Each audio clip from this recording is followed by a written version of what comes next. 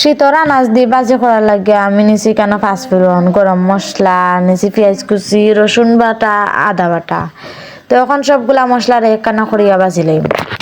পেঁয়াজ যখন তারা তেলের লগে বাজা এখন আমি দিলাম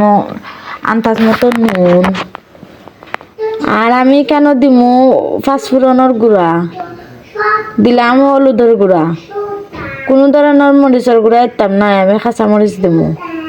তো এখন কলটি মশলারে বালা করে লাইরা সাইরা বাজি লাইমু 4-5 ধরনের আনাজ দিয়ে আমি সবজি করমু কেন আমি নিছি উড়ি আলু ফুলকপি মিষ্টি কদু অকলটা মিলাইয়া আমি এখনকে সব কিছুরে লাড়িয়া সাইরা মশলার লগে মিশাই দিমু মিশানো হয়ে গেছে এখন আমি একটা অর্ডার দিয়ে গুড়িয়া দিব যাতে সকাল সকাল ইজি যায় তে আমার এখন গুনি বাজি হয়ে গেছে দেখো কোয়া তে এখন আমি নামাই দিমু তে আপনারা হলবেলাটা হোক আমার বেশি বেশি করে সাপোর্ট করো আসসালামু আলাইকুম।